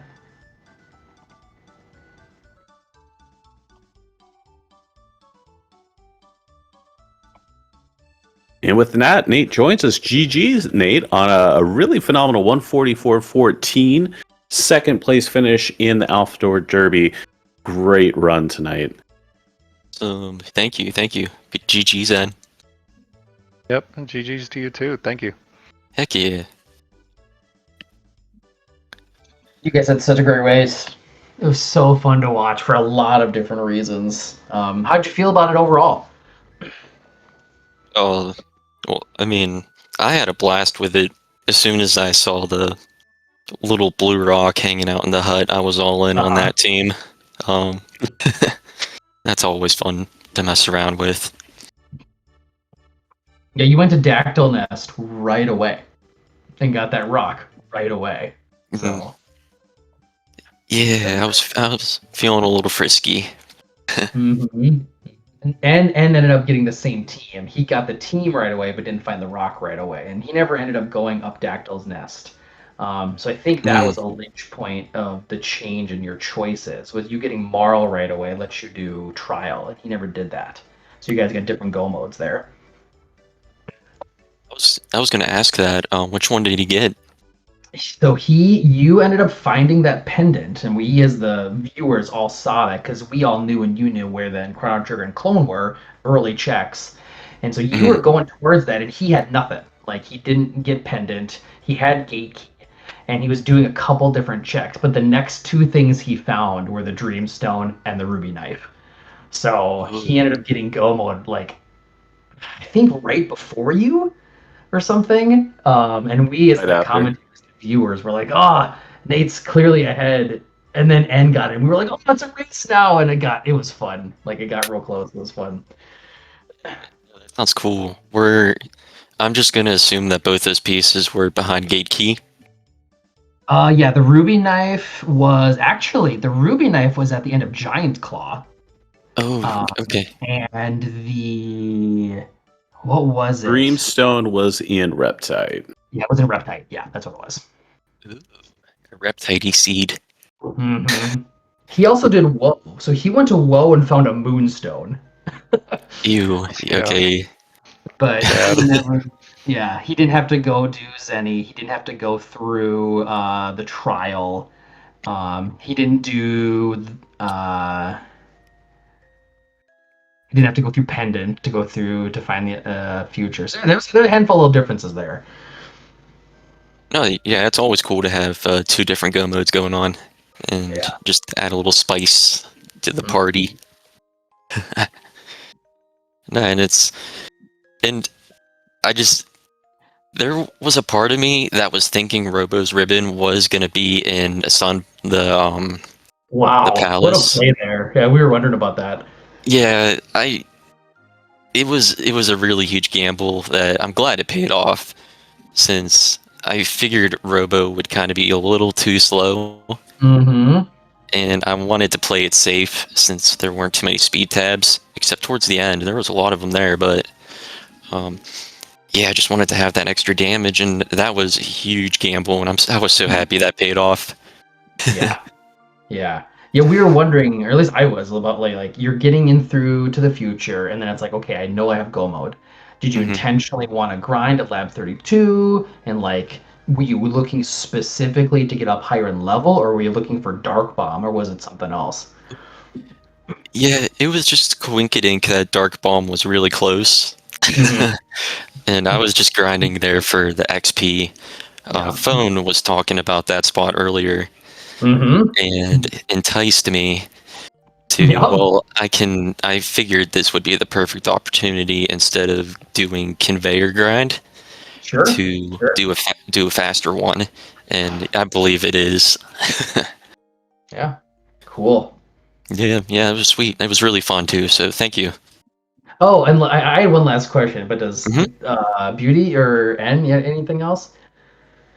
No questions for me, but I absolutely loved that Omega Flare to finalize the deal. You know, it's like That you was always espouse the single target damage there. And it's like, nope, I know that this is going to seal the deal. Boom, Yeah. swag. Yeah, I wanted the Riz points for that. yes. We all love Yeah. I think that. you got it. Awesome. My last question was, what was it worth the 30 seconds to go save N, who you knew was in the future as Chrono? You know what? I mean, it sucks that mid ethers were 14, Yeah. and I didn't have the gold stud at that point, so I wasn't certain if it was going to be bad for MP costs and all that. But you know what? It was still worth it. And It's BD, I don't know if you caught that, and he named Chrono N and knew where he was in the future as the last character check. mm, They knew the hero before the seed began. yeah, that was I was feeling fritzy today, I guess. Yep, you got Fritz. You both petted a cat, so that was good. Yeah, I'm petting a cat right now too. Good. Yeah, You have to go back and rewatch too at some point because N's final couple fights against Lavos were spicy. He did not have any revives. Ooh, those No. are always fun and not stressful. Yep. No, luckily, Robo took a nap, and Magus did black hole to, until it was done. Oh, you did black hole strats, okay. Mhm. Yeah, which I don't think I was necessarily thinking about it. I might have gotten a little lucky that Magus was in the right spot. Yeah, that's cool. Great. Well, anyone else? Anything else they want to shout out or say before we sign off here? No, I think perhaps a final round of thank yous to everybody. Of course, I'm all in, and Nate for putting on such a wonderful show. Yourself, Leon Kennedy, and Ray for joining in the Restream team. SpeedGaming for hosting us, and Lord Batsy not only for taking third place in the tournament, but also for putting the tournament on and bringing the community together to put together these races that have just been so fun over the past 2-3 months. Thank you to everybody, and this has been an absolute blast to participate in. Perfect. Couldn't have said it better myself. Yeah. GG's then. GG's. Thanks again to everybody. Cool. Yeah. All right, It's a great that's community. yeah, I was gonna say that's gonna do it for us then. Thank you again to everybody. We hope you all have a fantastic evening. Hopefully, get to see some new faces in the Discord, and some folks got to see something that they really enjoyed. Have a great night, everyone. Yeah, and last we'll comment there in the chat. Yes, the replays will eventually be available. I think someone was it N? Were you the one working on it? Not the speed gaming replay, but not the ones they load to their YouTube. But I have a sheet of the Twitch Yes, that's what it was. videos. Yeah. So you can find that in the Discord if you hop on over there. There's a pinned post in this thread for this tournament. Cool. Great. Thanks, everyone. Great night, everyone.